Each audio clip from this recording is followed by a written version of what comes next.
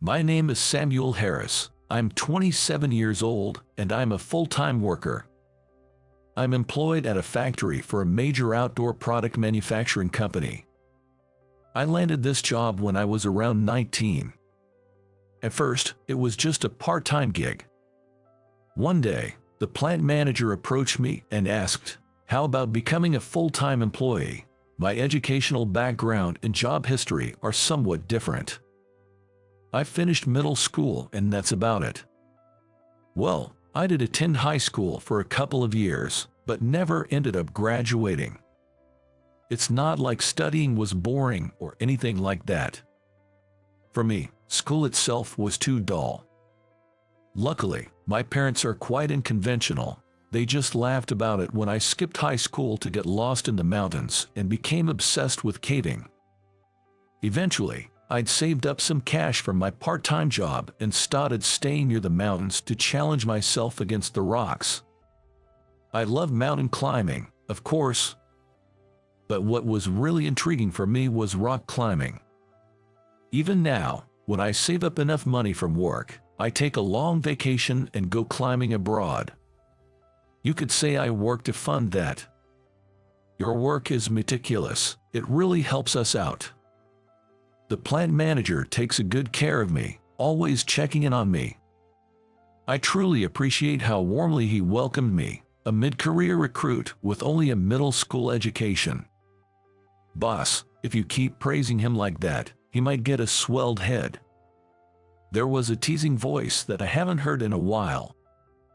Even in the same work clothes we wear in the factory, her charm is undeniable.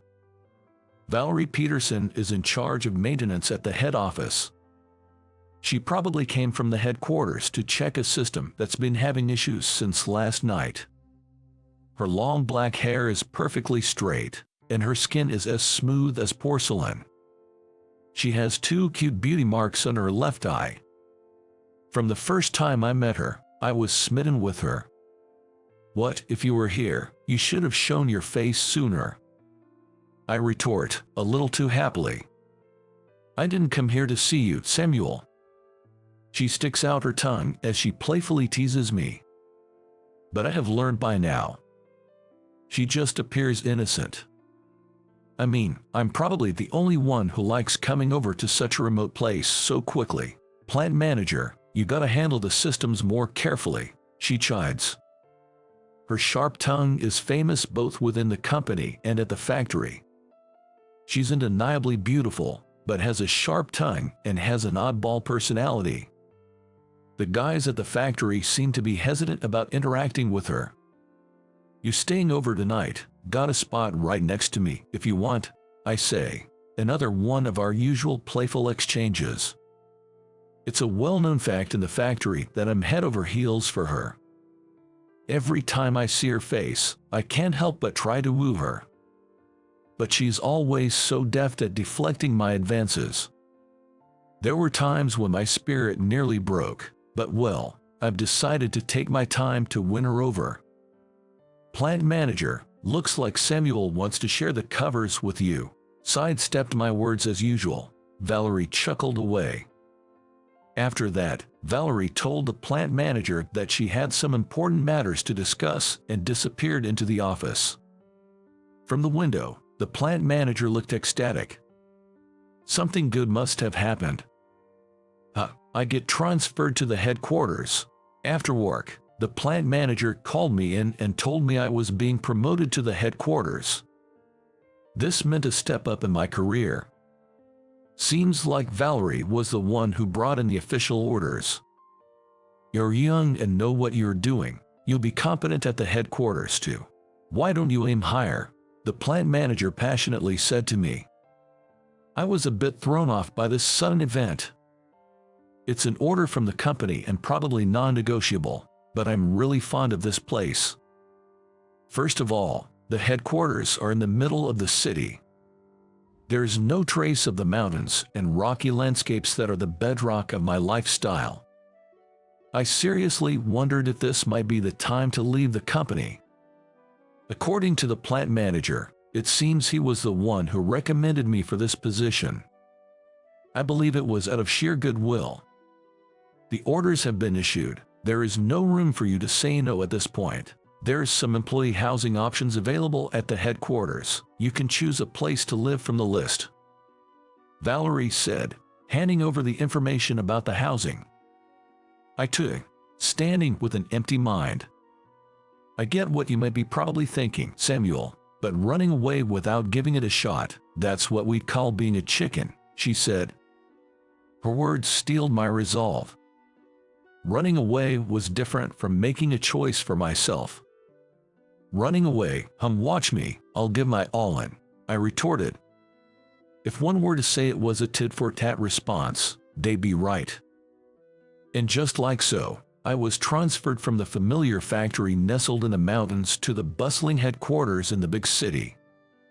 Once my transfer to the headquarters was finalized, I was swamped with handing over my duties and preparing for the move, but I finally managed to settle in. Looking up at the headquarters building, my mouth fell open at its sheer size. The amount of people going in and out was dizzying. On top of that, the building was apparently smoke-free. Lately, I've been feeling the squeeze as a smoker. The first thing I did at the headquarters building was to look for a place to smoke. I showed my ID card to the reception, confirmed my department, and asked about the location of a smoking area. There was still some time before work started. I decided to head for the smoking area to have a cigarette. Of course, he's here right away. The slender, long cigarette suits her delicate fingers. I'm not sure if she ambushed me or if it's a part of her daily routine, but seeing her first thing in the morning feels like a good omen. Morning, can I borrow a lighter? As soon as I put the cigarette in my mouth, she lit it up for me. She's using a DuPont lighter. I gifted it to her on her birthday. It has some scratches. Maybe she's rough in handling it. When I suggested that she change to a new one, she told me she liked it with these scratches. Without uttering a word, we both smoke in the small smoking area. We don't need to seek out conversation each time. Being with her just feels right. What's this?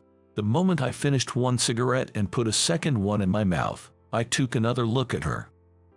Usually, when we meet at the factory, she's in work clothes, but this morning, she was in a black suit with high heels. There's a slit in her long skirt. This is the first time I've seen her like this, and once I start noticing it, my heart won't stop racing. I pushed the cigarette I was holding into the ashtray without smoking it. What a waste. You're not going to smoke it. Looking at my suspicious behavior, she raised an eyebrow in puzzlement. Then she smiled with a soft expression I'd never seen before. You're always so laid back, no need to be nervous. She seemed to have misunderstood my suspicious behavior as being nerves on my first day of work. To be honest, the first day at HQ is no big deal, and I'm not nervous at all. I wanted her to be aware that it's her that's making me nervous and acting strange.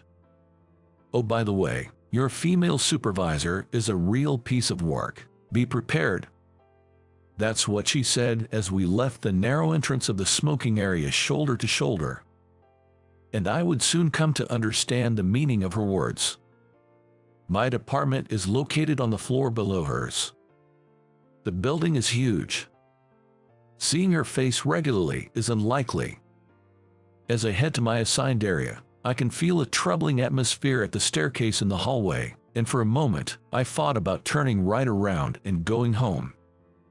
But I remember the encouragement I received from Valerie and opened the door to the floor. Why is it taking you so long to do such a simple task? Your overtime pay isn't your pocket money. As soon as I open the door, a shrill voice hits my eardrums. In a high, sharp voice, this woman is yelling at a male employee in front of her. Apparently, she is the boss Valerie was talking about. Despite her petite size, she's full of force. The supposedly big male employee is getting smaller and smaller. If you can't do it, just say so. If you're incapable, that's just how it is. I don't want to hear "I'll try harder now." Every time the male employee says a word, she keeps yelling like a machine gun. I found myself oddly impressed at how she could spew out such belittling words. Really, with a high school dropout starting from today, no matter how hard I try, I'm just being held back. Is the plan to dump a dropout on me and ruin my career? It seems like I'm the target of her wrath. The male employee getting yelled at must be just a victim of her displaced anger. I feel bad for him. Nice to meet you. I'm starting here from today. My name is Samuel Harris. I'm a high school dropout. Raising my hand, I let out my first greeting in a voice loud enough to echo around the floor. The floor went silent for a moment. The woman who had been shouting was taken aback and seemed at a loss for words. Looking forward to working with you. As I bowed my head toward the female supervisor, she seemed to snap back to reality. The rest of the morning meeting was as tense as walking on eggshells. When the woman introduced me to other employee, she emphasized that I was a high school dropout, worked in a factory, and a mid-career hire. The way she spoke made it seem like those attributes defined my worth. To be honest, it was a gut punch to listen to. I can't see anything but you tarnishing the company's reputation, but do your best. The woman, looking down on me with a condescending tone, was named Jennifer Stevens. Being a department head at 38 is quite an accomplishment. She seemed to be ambitious and mentioned her career every other sentence. I may be a high school dropout, but I'm competent enough, so don't worry. I just smile and let her know that I'm used to being looked down upon for only having a high school education. Jennifer glares at me, who is maintaining a calm exterior. It seems she doesn't quite like my attitude. Don't you think you're taking this job too lightly? It's terrifying to entrust work to someone with such a low level of education. Don't you all agree? It's like being in an elementary school homeroom. However, there are only a few employees who agree with Jennifer, and everyone seems to put a smile on their face forcefully. Jennifer grits her teeth in frustration at the reaction. You're a beautiful woman. I wish you'd show us your smile. I haven't seen you smile today, Jennifer, I said nonchalantly. This remark set her off. Don't ridicule me. That was the closing remark at the morning meeting.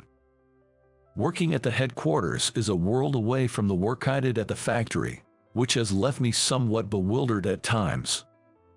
Thankfully, my colleagues are all good people. They are always willing to take the time to answer my questions.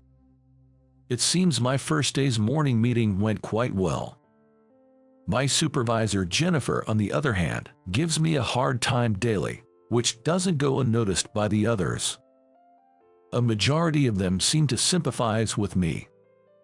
The reason is rather straightforward. I've always been a meticulous worker, and there's nothing to criticize about my work performance. Most of the gripes Jennifer has with me are about my level of education. My colleagues are slowly growing tired of this baseless harassment. You miss the mountains, don't you? She blew out a puff of purple smoke at the smoking area and asked me that question. I gave a curt reply, yeah, kinda. I've made a habit of running into Valerie here in the mornings and at noon. I've asked her for lunch before, but she declined, said she doesn't like to eat with others. So, I've never had meals or drinks with her. I'll make sure not to look while you're eating. So how about we go for drinks? She let out a small sigh at this and said, I can't, I get aroused watching people eat. That whisper in my ear sent chills down my spine. She ended with a long puff of breath and laughed a bit. She was clearly making fun of me. Oh, by the way, the new part-timer will be assigned to your team in the afternoon. Be nice to him. Her network of information is incredibly detailed and extensive. She explained to me that she moved between different departments for maintenance, and that's why she knew so much. That made her an inside informant, apparently. As Valerie had informed me, when I returned to my floor, I saw the new part-timer. He was still young. In front of him was Jennifer, with a sullen face. Under the pressure of Jennifer's pressure, the part-timer was looking down. So after the middle school graduate, now a high school graduate, are you trying to ruin our department? How come you had the audacity to apply for our part-time job? Aren't you ashamed of your education? She was throwing sharp words at someone who had just finished high school. She is said to have graduated from Harvard University. I think that's truly a prestigious education. However, I'm fed up with her attitude of looking down on all her colleagues because of it. Come on, try saying something. I wonder if your vocabulary is limited because you're only a high school graduate. How pathetic. I noticed the part-timer's body shaking a little from the sudden baptism into society. I couldn't keep my cool after noticing that. By the time I realized it, I had stepped between him and Jennifer, glaring at her. Jennifer seemed a bit shaken by the fact that I was glaring at her, who usually just puts a smile on my face. Is educational background really that important?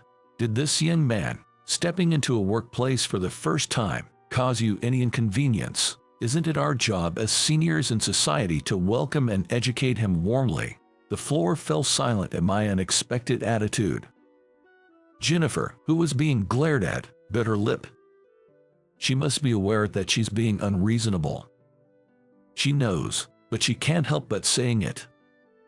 Can't believe a middle school graduate has the nerve to stand up to his manager. You're not aware of your place. The nerve. How about you, Jennifer? Why don't you realize that the atmosphere in this department is getting worse because of you? We both glare at each other, neither of us willing to back down. A middle school graduate defending a high school graduate. Well, I guess birds of a feather flock together. It's unsightly. Jennifer said mockingly. She doesn't seem to have any intention of reflecting at all. You know, laughing at people solely based on their education is really the pits. Have a good look at your own face right now. It's so hideous it's laughable. My remark made her explode in anger. The stress and frustration she had been suppressing seemed to erupt all at once. Much to my surprise, she started hurling abuses at me at a pace that was near impossible to comprehend. I'll have you removed from this department. Just you watch. With these words left hanging in the air, she stormed off towards the director's office. She's probably planning to tattle on me to the directors. I could hear Jennifer's voice from the director's office, screaming, "He is unfit to be our employee." The part-timer looked utterly terrified.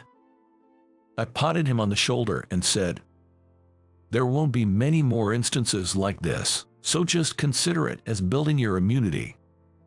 At my words, the part-timer gave a small nod, his expression a mix of laughter and tears.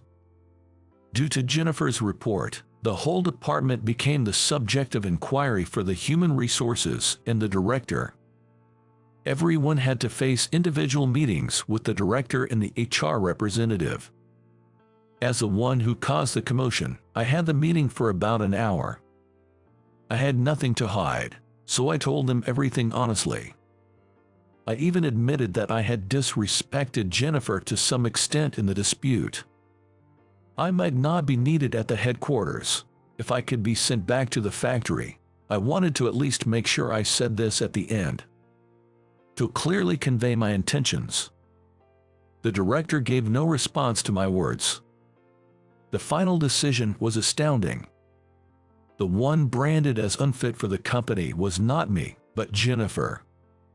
Jennifer, coming out of the director's office, looked utterly exhausted. Clutching her transfer notice, she staggered back to her desk, looking as if she might collapse at any moment. Silently, she packed her personal belongings into a box and left the department without a word. Jennifer's new post was at the remote factory where I had been. It was clearly a demotion. A few months later, I paid a visit to that factory for the first time in a while. I accompanied Valerie, who was going for maintenance. While it was work for Valerie, I used some of my paid vacation for a day off. I was excited about the plan to camp with Valerie that night, who had recently taken up solo camping. How could I not be thrilled? I greeted the factory manager, presenting him with a small gift. "You've really grown," he said. His eyes seemed a bit moist, and I was taken aback. Maybe he felt like his son had come home. "How much time are you wasting on this? You plan on making your pocket money with overtime, just like a parasite," the usual voice echoed from inside the office. It was Jennifer's angry yell. It seemed she hadn't shown any signs of reflection even after several months. She's busy every day, yelling at the part-time workers and making fun of the staff. She often laments being in this place, saying, "I, who graduated from Harvard University, with that attitude, she stands out in the workplace for all the wrong reasons." Several months have passed and it seems she hasn't made any close friends among the staff. I don't think she's a bad person at heart. The factory manager scratched his head in dismay. Valerie, then fazed by Jennifer's shouting, flung open the office door. The door suddenly opened, and Jennifer turned to look at us astonishedly. She saw me standing behind Valerie, and her face twisted into a demonic expression. I thought to myself, she looks even more haggard than before.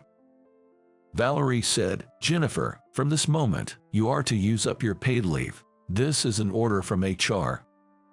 Quickly filling out a vacation request for Jennifer and handing it to the plant manager, she went, "There you go," asking for his approval. "Wait a minute, don't just decide things for me." She reaches out to take back the request, but she can't due to the height difference between her and Valerie. Then, Valerie takes Jennifer's arm. "We're going camping now. You must be excited." She said it with a smile. She then escorts Jennifer, who has a confused expression, out of the office and pushes her into my car. I'm not going for camping. I took Jennifer's outcry as a sign to start and pressed down on the accelerator. "Cheer up, Jennifer," as the sound of the firewood popping in the bonfire echoed. We were sitting around the fire. Jennifer, who was forcibly brought here, is sitting with a stern expression in her work clothes. Valerie is engrossed in turning the seafood agillo I made into a cream pasta. "What do you know? I have my own pride," she stated. It's strange how sitting around a fire at night makes true feelings spill out occasionally. I thought I felt a release of tension from Jennifer's shoulders. "You guys always tell us women, don't you, because you're a woman, or despite being a woman, so I'll say it too. I've been fighting with my only weapon, my educational background. Do you understand how difficult it is to survive in this patriarchal society?" Jennifer's voice, slowly sharing her thought, sounded weaker than I've ever heard before. In the silence between her confessions, the sound of Valerie slurping her pasta could be heard. "Valerie, stop slurping your pasta, chew." In response to my words, Valerie slurped her pasta even louder. Jennifer, watching us, chuckles quietly. "It seems Valerie hasn't thought about that sort of thing at all," she says. "Men who talk like that usually shut up when they are put in their place with real ability," she said, flashing a dangerously mischievous grin. "Jennifer, even without your education, you are still Jennifer. You don't need to belittle others to prove yourself. You can rise on your own, right? Once you're out in the real world. I don't think your education matters that much, but that doesn't mean I disregard your education." I carefully chose my words, trying to convey my thoughts to Jennifer as clearly as possible. I didn't want her to misunderstand my intentions in any way. "Yes, you're right," she admitted. "I might have been trying too hard." She suddenly laughed, and I thought she was beautiful. Did Valerie notice me captivated by Jennifer for a moment? She slurped her pasta with great gusto. The next morning, I was rock climbing after a long time. It didn't take long to get back the feel for free climbing. Valerie and Jennifer are looking up at me from the base of the boulder. "He has been sold already." Suddenly, Valerie's voice echoes in the quiet mountains. Wondering what's going on, I asked Jennifer in secret after climbing down. Oh, I asked Valerie if she was your girlfriend. She smiled and said, he's been sold out. Jennifer says with a laugh, I was fond of you too. What a shame. I'm behaving oddly with the sudden popularity. I'll keep trying my best until I hear the words directly from Valerie. I bowed my head and declared that to Jennifer. She laughed and said, I guess I've been rejected. I've longed for this day. Here I am, married to an older, overweight woman for money. Yet, now, as we held each other close, I found myself enveloped by the warmth and softness of her skin. Unable to suppress the feelings welling up inside me, I released them onto her. My name is Mike Harrison. I'm a 23-year-old entry-level corporate employee. I graduated from college just a year ago. I've been doing reasonably well at my current job, and I haven't made any major mistakes. But there's one big problem. It's my scholarship repayment. My parents fell and were injured just before I went to college, so I had to go through college without their financial support. As a result, scholarship repayments weighed heavily on me each month. Approximately $300 a month. That's a substantial amount for someone like me who just started working and isn't making much money. My take-home salary is about $1,900. Rent is $500, groceries are $200, plus utilities like water and gas add up to around $100. After adding necessary expenses like my phone bill and clothes, my living expenses roughly amount to $1,000. Plus, considering the insurance I pay for my parents and the $300 for scholarship repayment, it easily amounts to $1,500. And that's after cutting corners by living in a cheap apartment, using a budget smartphone, and cooking my own meals. I could easily spend up to $1,700 if I'm not careful. I tried to save whatever is left over, but unexpected expenses came up occasionally, and my bank balance rarely increased. I couldn't afford the things I like, and falling ill would be disastrous. If it weren't for the $300 scholarship repayments, I could have some fun and peace of mind. I often found myself resenting the situation. But I made this choice, so I have to make the payments. It might be called a scholarship, but it's still a debt. So, I can't quit my job, and I have no choice but to work hard. Heck, that day, I was gnawing on some cheap bread that was about to expire, with a sigh. This made it 7 straight days of the same bread. I was starting to get sick of it, but I couldn't afford anything but cheap, filling food, so I had no choice. What's up, Mike? Eating bread again today?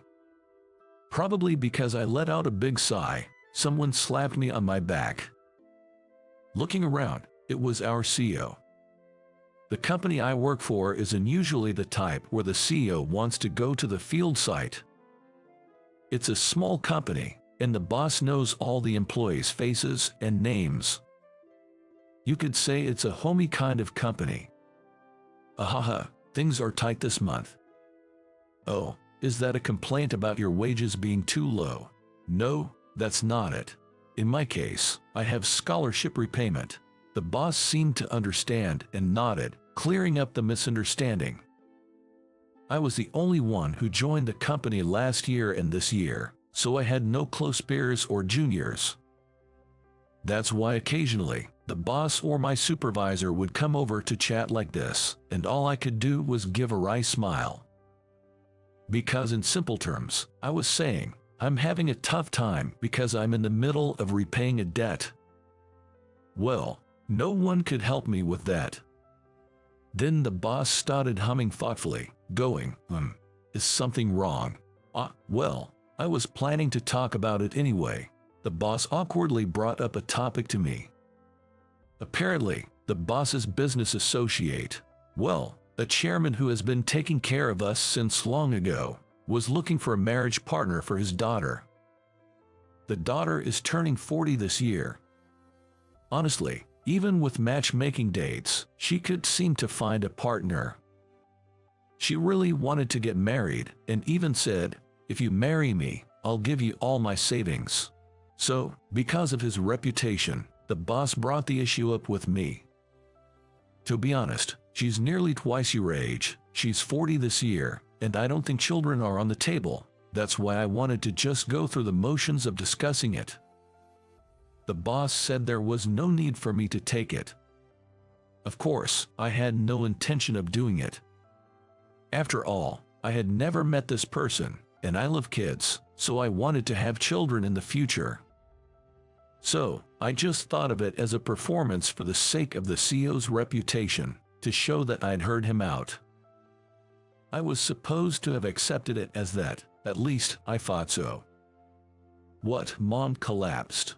That night, I received a phone call. My mom, who had been sick, had collapsed and was admitted to the hospital. My dad's income had decreased due to the after effects of an injury, and there's almost no savings left at home. Without money to cover until the insurance come through, I impulsively transferred my meager savings to my parents.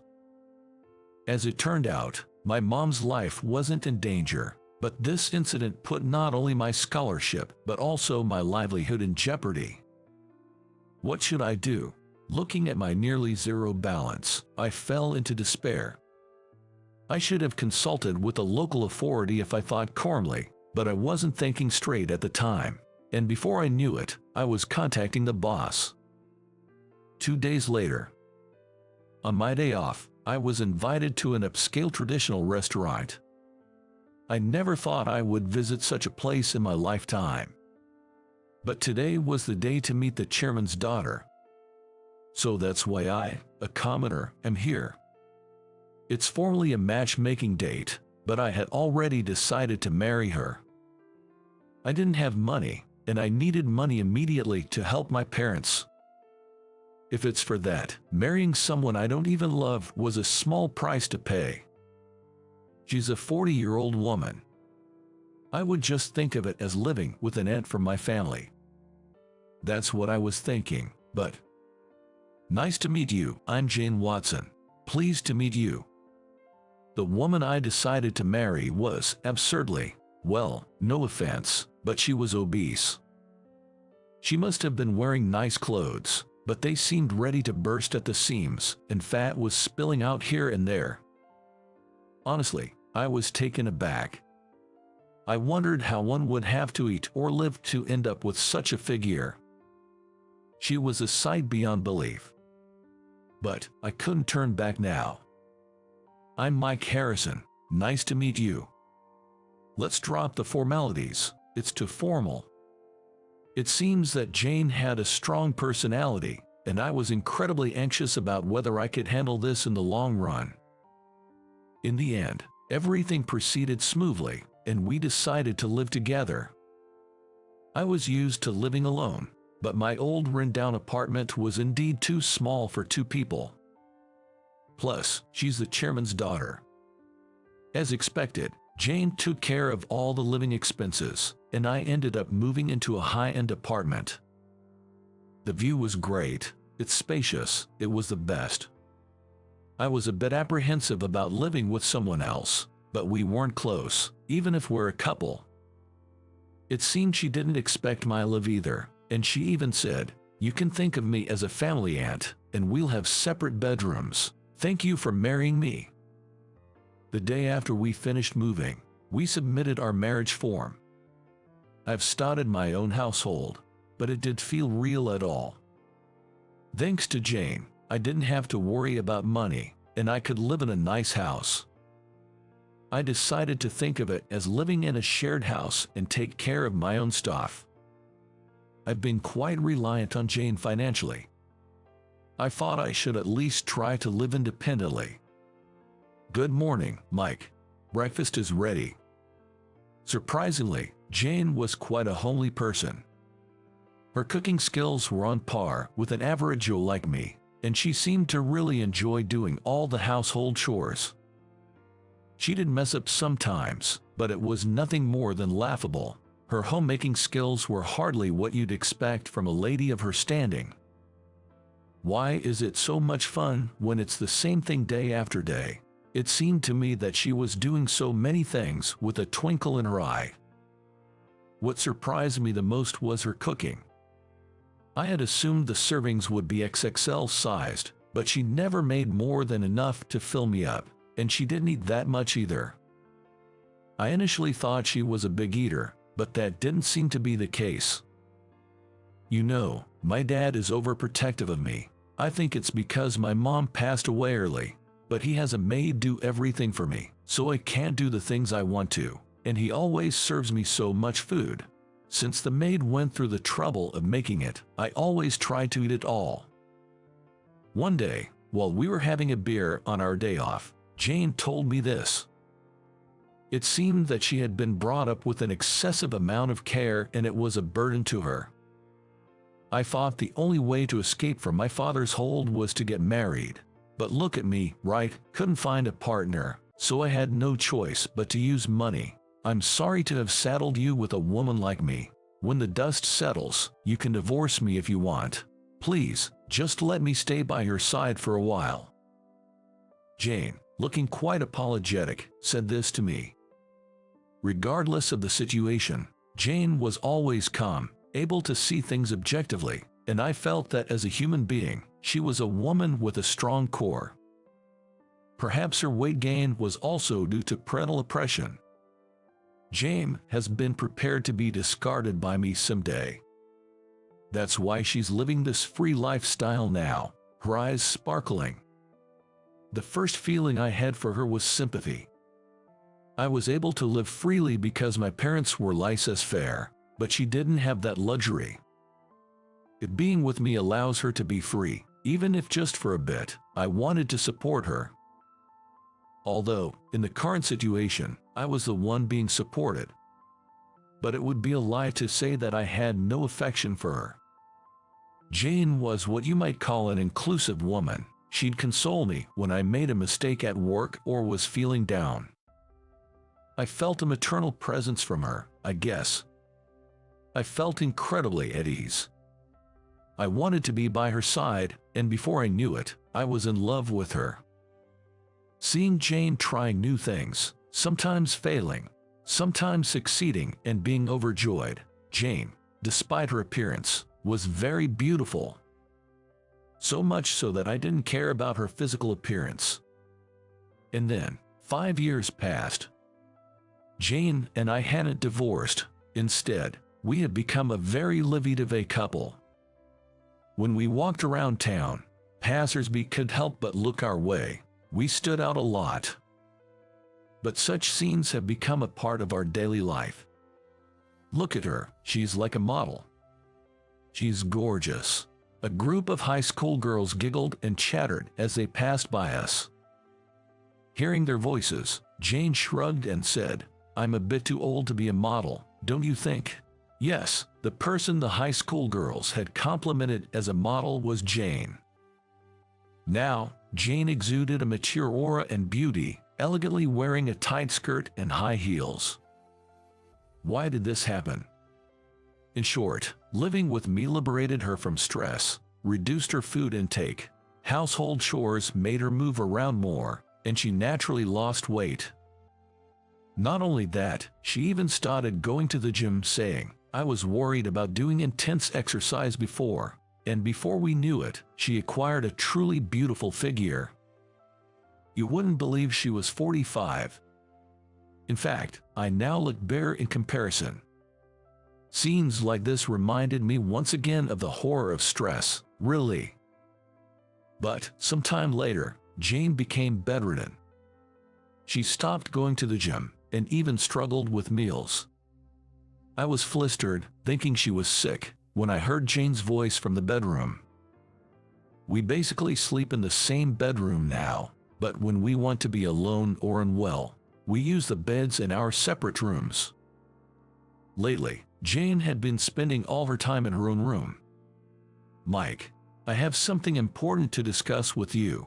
"Oh, okay." Jane's frail voice. She mentioned going to the hospital today.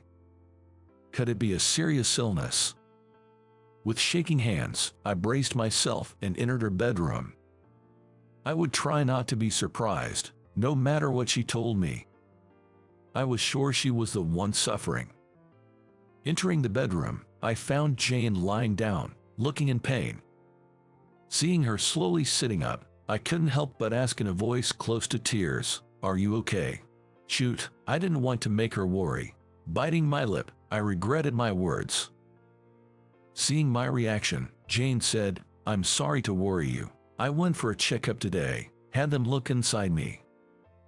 Then she handed me a picture, printed in black and white with a small circle marked on it. Inside the circled area, there was a small dot. Wait, is this? Yes, it's an echograph. I knew what Jane was trying to say. So, this meant I'm pregnant. What, really? I let out a stunned exclamation. Of course, Jane and I had shared nights together, so there was a possibility. But I was sure the chance of a natural pregnancy at 45 was about 1%. The doctor said it was a miracle. Jane revealed with tears of joy welling up in her eyes. It turned out that all the recent discomfort she had been experiencing was morning sickness, and there was nothing else wrong with her health. I had given up on having a child, but knowing that our baby, is growing inside me, I'm so happy. I've been longing for this day, she admitted before breaking down in tears. I gently, very gently, held her in my arms. I could feel her warmth and hear her heartbeat, and I found myself tearing up too. Thank you, Jane. Truly, thank you. I am so happy right now. Me too. Both of us, grown adults, wailed pitifully. Sure, there are risks associated with late-life pregnancy, and undoubtedly we're about to face all sorts of challenges. But none of that matters now. All we want is to share the joy of welcoming this new life. Our thoughts turn to the even happier future that's sure to come. Suddenly, she came close to me as she grasped my hand and looked up with her serious face. I was held captive by her tearful eyes. And then, with resolve, I opened my mouth to speak. When she heard my words, she rubbed up against me. Her face was so adorable. I knew I would never forget her at this moment. There was a girl at my school, feared by everyone and the most beautiful bad girl. Her name was Ella Smith. Flowing long hair, a small face, big round eyes with long lashes. A classic beauty. Nearly everyone who met her would say she's beautiful. But she came with rumors. She never lost a fight. If you crossed her, you would see hell. If I tried to list them all, it would never end. The scary rumors were abundant. That's why no one dared to approach her. She was always alone. But the truth was, she was my childhood friend. We were in the same class in kindergarten. We played together until about the 2nd grade. We lived close by, and every day we walked to and from school together. Little Ella used to say, "My mom's always away because of her work." Whenever she said that, she looked truly sad, so I stayed by her side, hoping to make her smile. Since we started elementary school, I often helped Ella with her studies. She struggled with studying, but she never hated it. Whenever she solved a problem, her joy made me happy too. Spending time with Ella, whether playing or studying, was so much fun. I couldn't help it. But in the 3rd grade, my parents were relocated, and I had to change schools. As Ella cried, "I'll be lonely," I hugged her tight. "Don't worry, we'll always be friends. If you ever need help, I'll come running," I told her.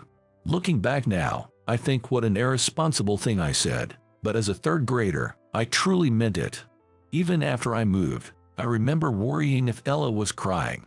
That Ella, whom I adored, I met again at the high school entrance ceremony. Growing up from the cute girl she was, Ella had become a beautiful young woman. Her gaze was a bit sharper than before, but I recognized her instantly. But she looked like a complete bad girl. Compared to when she was young, I was a bit shocked at the change. But I was happy to see her again. So I mustered up the courage and spoke to her. "Ella White, I'm Oliver Brown. Remember me? It's been a while. How have you been?" When Ella looked at me, she frowned noticeably. And then she yelled, "I don't know you." Her momentum left me frozen in place for a while. But leaving me behind, Ella quickly walked away. That was the last time I spoke to Ella. Ella started skipping school towards the end of the first year of high school. I wondered what happened, but of course, I couldn't ask her. By the time I was a senior, Ella had been held back a year. I figured she hadn't attended enough days, but there were also rumors that she was held back because of too many fights. Everyone was scared, but even though Ella was a bad girl, I was worried about her. I couldn't forget how Ella cried when I moved away in 3rd grade because she was lonely. To me, even if she became a bad girl, she was still the crybaby Ella. Besides, I was curious about how Ella became a bad girl. But time passed without me being able to talk to Ella, and my graduation was approaching. Just as we were nearing graduation, unexpectedly, Ella began to talk to me. At the time of school dismissal, Ella, who had been waiting for me near the lockers, asked, "Can I ask you something?"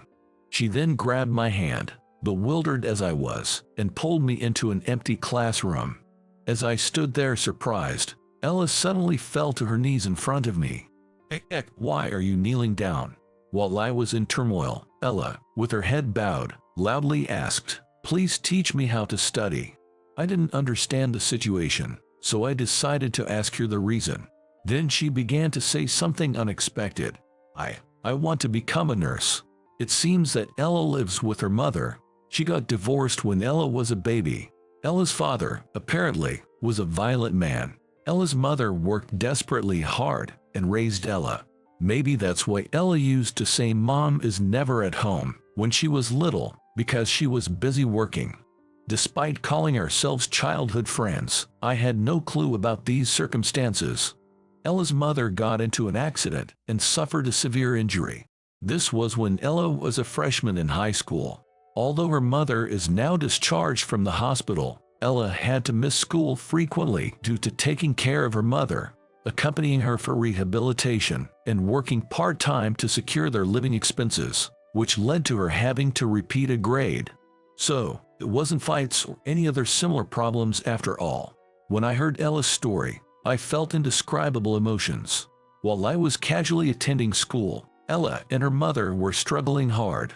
It must have been tough. Ella simply nodded in response to my words. "Well, she's discharged from the hospital now. Back then, we had insurance, so we got some money from that, and also from the person who caused the accident. We somehow managed, but life was already hard, and with the added living expenses, I had to work part-time. As a result, I could hardly attend school and ended up repeating a grade." "How is your mom doing now?" Upon my question, Ella's face brightened. "Yeah, she's doing great now. She worked hard at her rehabilitation. Her injury was severe, so she can't push herself too much, but she found a job at a call center where she can work sitting down. So, I quit my daytime job and have been able to go to school." Ella started to think about her future now that she was able to go to school. She wanted to become a nurse, the profession that supported her and her severely injured mother. "Do you think it's impossible for someone like me to aim to be a nurse?" When Ellie asked in a small voice, I hurriedly denied it. "There's no way that's true. You've been through a lot, Ella. That's why you'll make a great nurse." At my words, Ella showed a smile. But she had repeated a grade, and even before that, she didn't focus much on her studies. Even her high school teachers told her that the path to nursing might be tough. The teachers told me that a rebel like me couldn't become a nurse, that it's too late for me to catch up on my studies, but I just can't give up. Ella clenched her fists tightly. Being dismissed by her high school teachers for being a rebel and told her dream was impossible must have hurt. That's when I remembered you. I mean, Oliver. Me. When I asked back, not understanding the meaning, Ella nodded. "You said you would fly to my rescue if I was ever in trouble." I was taken aback at that moment. That was something I had told Ella when we were in the 3rd grade, when I was moving away. "So, you did remember me after all. Why did you act like you didn't know me at the entrance ceremony?" At my words, Ella turned away in a huff, and then she said, a bit petulantly, "Because if people knew you were friends with someone like me, they might look at you weirdly too. What if you get bullied again?" When Ella said that, I remembered our kindergarten days. Back when we were in kindergarten, I was chubby, and my friends called me fatty and bullied me. The one who stood up for me back then was Ella. Even though she had become a high schooler, Ella was worried that I might get bullied, and she tried to distance herself from me. I felt relieved. Ella started to use riffer language and became a lone wolf. But she's still the same kind-hearted girl she was when we were younger. She's always been considerate of others. I sincerely thought I wanted to be on Ella's side. "All right, I'll help you with your studies," I said. Ella's eyes sparkled. "Really? Are you sure?" "Of course. I'll rush over if you're having trouble." I promised, didn't I? You're in trouble right now, so I'll be there to help. Seeing Ella's happy face made me happy too. From that day on, I started helping Ella so she could pass her nursing school entrance exam. By the way, I asked Ella why she had become a so-called delinquent, but she didn't really know either. She said, "I've always tried to help anyone being bullied. As I kept doing that, people started to fear going against me, said I was good in fights, and so on. That might have led to the delinquent label." Apparently, she had never actually been in a fight. When I asked if she wanted to clear up the misunderstanding, Ella said, "I'm not interested. I don't care what people who don't really know me say. As long as my important people understand me, that's enough." She added, "As someone who always worries about what others think, I found Ella's steadfastness quite cool. I know that you're kind-hearted, Ella, and that you're working hard towards your dreams," I told her. Then Ella laughed and said, "Ahaha, that's a bit embarrassing, but I'm happy. Thank you." Seeing Ella's beautiful smile, my heart wouldn't stop pounding. And at that moment, I realized that my feelings for Ella were romantic. Most of the time, Ella and I studied in my room. Ella seemed reluctant to go to places like coffee shops because it cost money, and since I was living alone after graduating from college, my place was just right. Ella's progress in her studies was indeed a bit slower than her peers, but she didn't hate studying, so she absorbed everything like a sponge when I taught her. I could tell that she was studying hard even on days when she didn't meet me and carefully revising the parts she got wrong. Watching Ella focus on her studies reminded me of the old days when I used to teach her.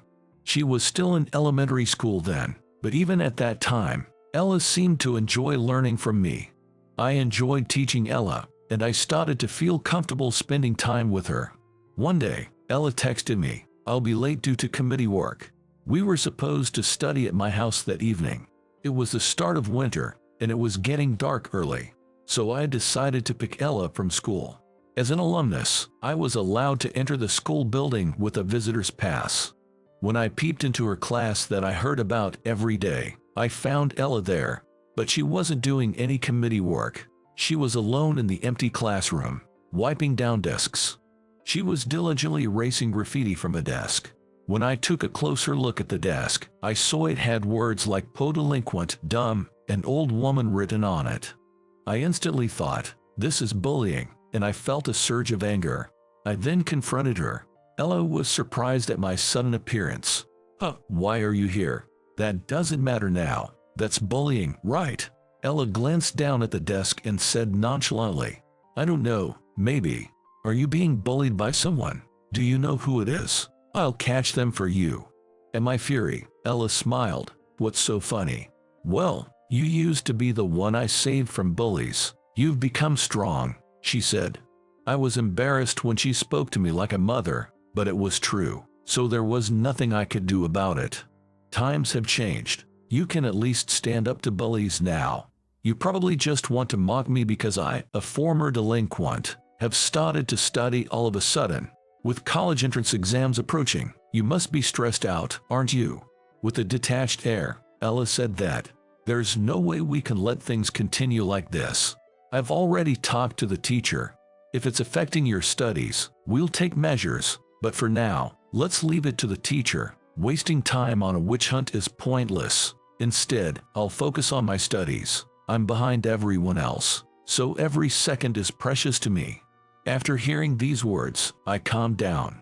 It was wrong for me to be this fired up when the actual victim, Ella, was so calm. Ella didn't care about the bullying. She was totally focused on her dream. I admired her for being so cool. And I realized at that moment, yes, I really liked her. The only thing I could do for the girl, it was helping her study for the exams. Ella and I crammed together for the upcoming entrance exams. She got accepted into her school of choice. On the day we found out about her acceptance, she came to my house. I already knew about her acceptance from a phone call beforehand, so I had prepared a meal and a cake to celebrate. When I opened the front door, she came right up to me and said, "Tell me that you love me." I didn't know how to react when the girl I liked suddenly approached me and said that. As I hesitated, she grabbed my arm, looked up at me seriously. I could tell that despite her strong gaze, she was somewhere nervous. Looking into her eyes, I made up my mind. I gently entangled her hand from my arm, held both of her hands tightly, and said, "I love you, Ella. I love your kindness, your dedication to your dreams, and your hard work. I want to be with you, not as a friend or childhood friend, but as a boyfriend." Without saying a word, Ella hugged me and rubbed her head against me. Whether she was moved or hiding her embarrassment, I wasn't sure, but it was a very adorable gesture. From that day, Ella and I became a couple. Later on, I found out that Ella knew I liked her. She said she could tell because sometimes there was a certain warmth in my eyes when I looked at her. It was so obvious by the way you looked at me that you liked me. It was crystal clear. I felt embarrassed when she told me that, but it was true, so there was nothing I could do to deny it. Ella had the same feelings, but she had decided to focus on the exams until they were over. It was just like her, and when I heard that, I fell in love with her all over again. Now we are parents of 2 kids. Ella, with no traces of her delinquent past, is a kind and caring nurse and a mother. We live with Ella's mother, so we're a family of 5. Every day is lively and happy. How was that? Subscribing to our channel will be a great motivation for us. See you in the next video. My name is Jake Miller, and I'm 32 years old. I'm currently working as a temp worker. The hours are consistent, and the job stress is minimal as a temp worker, even if the pay isn't great. On top of that, I'm supporting my single mom out of my mere earnings, so my living situation isn't exactly grand. But I've never really had any big hobbies, and I don't have much material desire, so I can live without pushing myself too hard. For me, it's more important to work without stress than to live a life of luxury. The reason for that goes back 4 years. 4 years ago, I was working as a full-time employee at a different company. I was at the prime working age, and because of my age, I was given significant tasks to handle, so I worked tirelessly, sacrificing my personal life. Working overtime was my routine, and I even worked on my days off. Sometimes, I cut back on sleep and meal times to work. At first, I was happy to see my work performance improving, but gradually, I accumulated physical fatigue. However, I was afraid that if I reduced my workload, my performance would drop, so I couldn't hold back on work. The place I used to work was what you'd call a sweatshop, where yelling was an everyday occurrence and mistakes were often deducted from my paycheck. Sarcastic comments and verbal abuse from my boss, a man named Tony, towards his less capable subordinates were a daily occurrence. One day, I found myself frozen in front of the office. While thinking that I had to go in, I just couldn't bring myself to enter the building. Eventually, I went to a hospital and was diagnosed with overwork depression. I was scared, but I thought it was dangerous to continue as it was, so I somehow managed to quit. The angry calls from my boss were relentless, and there were times when he even came to my house, pounding on the door and shouting, "Come out," like a debt collector. But after spending my days holed up in my room without showing my face, he finally gave up. 4 years have passed and my overwork depression has completely healed. Now, I wonder why I didn't sue the company, or why I didn't seek help from the proper authorities, but I think my judgment was clouded at the time.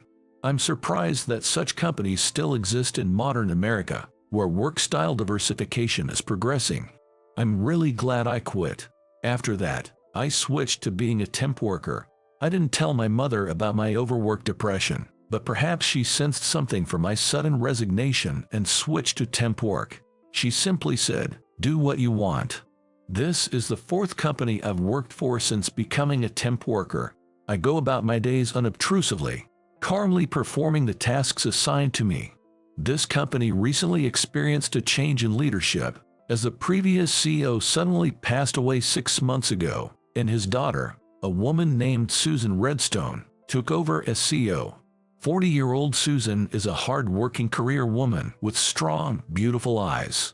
She seems busy, and temp workers like me hardly ever see her. Today, like every day, I was taking care of the plants during a break at my work. The previous CEO was fond of plants, and so many potted plants were left behind in the office. They were taken care of by the previous CEO, but when no one else stepped up to the task, I took it on. In fact, I also grow plants in my private life. When I was suffering from overwork depression, I wanted to feel something with a strong life force around me. I couldn't afford a pet, so I chose low-maintenance houseplants. It was meant to be a comfort, but the effect was phenomenal. I felt healed looking at the greenery, and just looking at the vibrant leaves full of life seemed to make my day better. Since then, I've become a plant lover. I not only have houseplants at home, but also vegetables and flowers planted in planters. So caring for the office plants, which were left without a caretaker, was just part of my hobby. But my temp period is almost over. I was worried about the plants. Shortly before my temp period ended, I had the opportunity to greet the CEO. It was the first time I had greeted her since she took over from her father, whom I had greeted when I started working at this temp job. I was only here for a short time, but thank you for having me. I really appreciate it. Thank you too. You've worked hard. Our new CEO, Mrs. Susan Redstone, speaks with such understatement, showing no interest in a temp like me. The same goes for the potted plants. The large potted plants in the CEO's office seemed to be watered, but they appeared lifeless. Susan. I nervously wondered if it was my place to speak up to the CEO, but nonetheless, I began to speak. Can you find someone who can take care of the plants? The previous CEO cared for these plants with love. Plants? Oh, that's right. My father left lots of planters around the company, didn't he? Finally, it seemed like the CEO remembered. She must have been too busy to even notice the plants. You've been taking care of them. I have a few plants at home. Being able to spend my spare time at work with the plants was a healing experience. At my words, the CEO fell silent, lost in thought, and after a while, she simply said, "I see." That was the end of the day. But on my last day as a temp, the CEO called me in again. Alone in the CEO's office, she started to ask me various things. What are your plans for the future? Where's your next temp assignment? Well, I haven't figured that out yet. I'm having trouble even finding a place to live. It's quite a predicament. Ha. At my mumbled response, the CEO reacted sharply, leaning forward. You haven't decided yet, that's good. But you mentioned having trouble finding a place to live. Is there an issue with your current place?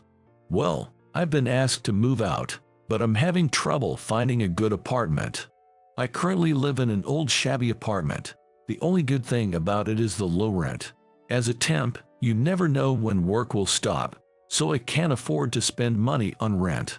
That's why my old apartment, with its cheap rent and basic amenities like a bath and toilet, was perfect. But the landlord, who was also the owner, retired. His son took over and quickly decided to demolish the building. If they claim it's due to aging, residents can't object. So now, I'm on the verge of losing my job and home all at once. When I told the CEO this, she hurried towards me, the heels of her shoes clicking on the floor. Then, she leaned in close. The CEO has such flawless skin that it's hard to believe she's 40. While I was being mesmerized by her, she suddenly made an unexpected proposal. I'll give you money if you live with me. I was so surprised by the beautiful CEO's sudden request that I fell back onto the floor. I mean, it was that shocking. 3 days later, I was standing in the living room of the CEO's family home. Just a moment ago, the CEO had shown me around the house and I had just caught my breath. I guess that's the end of the tour. I gave you the keys, right? My room is empty. I've moved everything to my current place, so there aren't any rooms you need to avoid. Feel free to use them as you wish. If you find anything uncomfortable or broken, let me know anytime. With that, the CEO left for work. She seems to be busy today as well. I sat down on the sofa, reflecting on the whirlwind of the past 3 days. Then will you live with me? She asked me on my last day of temping was not with her, but with the multitude of plants that the previous CEO had left in his family home after his death. Apparently, the CEO's mother passed away when she was young, and her only family was her father, the previous CEO.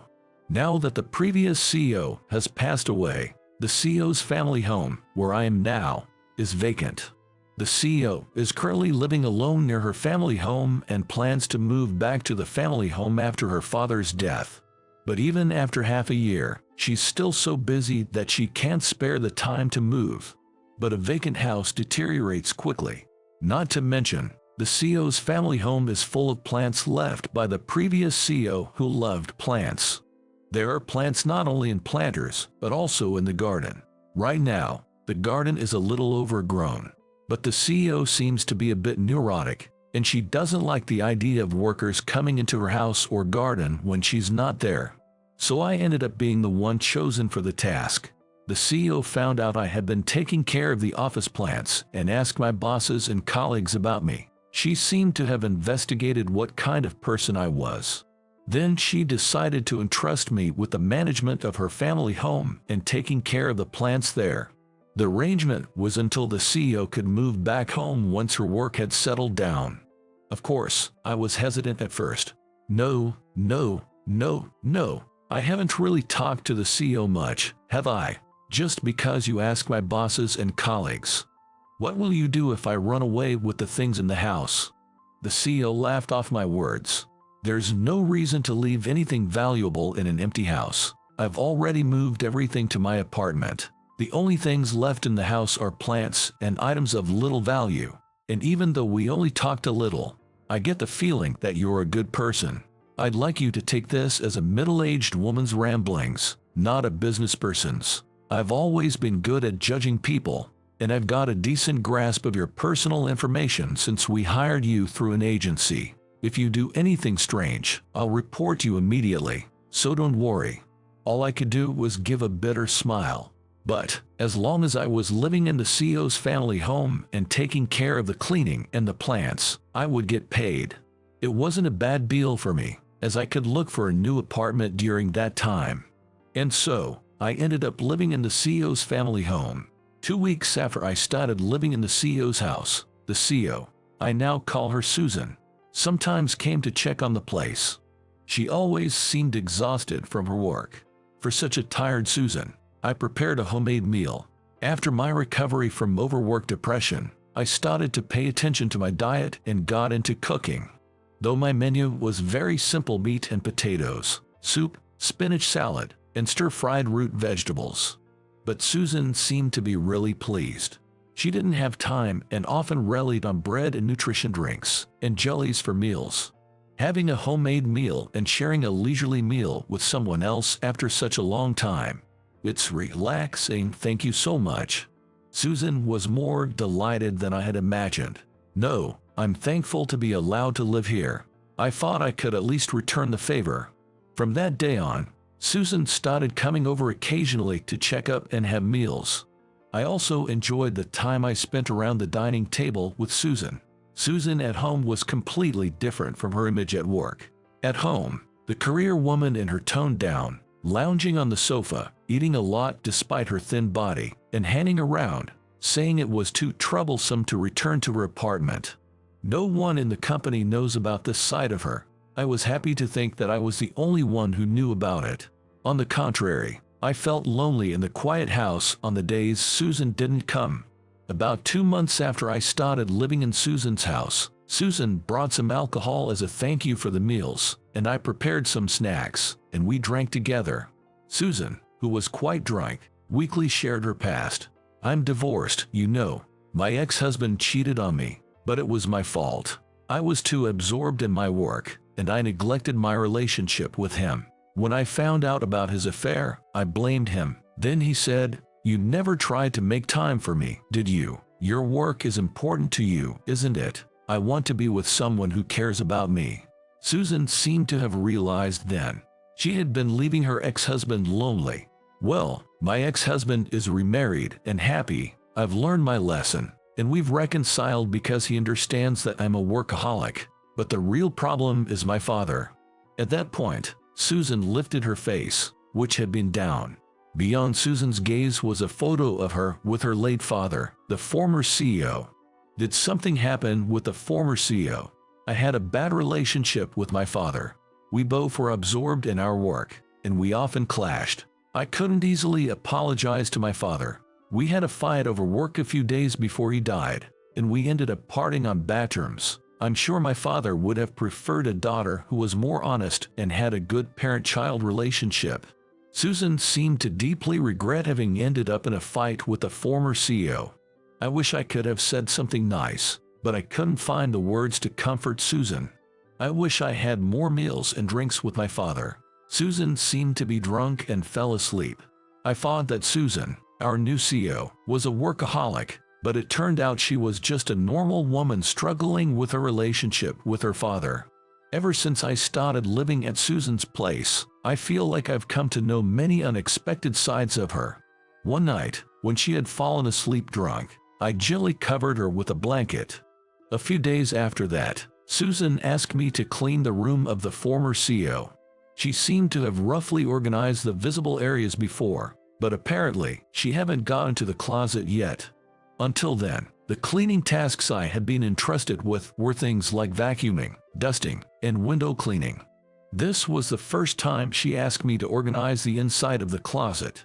While I was nervous, I felt happy thinking that she trusted me. And then I found it.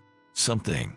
Looking at it, I thought that this was beyond my capabilities to organize, so I had Susan come over on her day off. What can't be organized by anyone but me.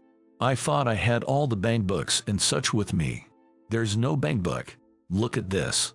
I opened a box that I found in the closet in the former CEO's room in front of Susan.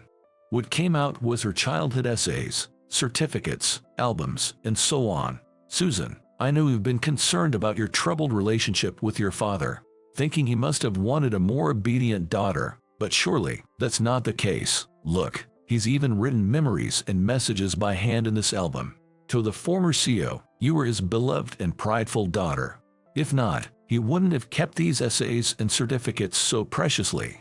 Few people keep such childhood memories." Even I became a bit emotional. I had no idea he kept these. Susan picked up each item the former CEO had stored, holding them gently.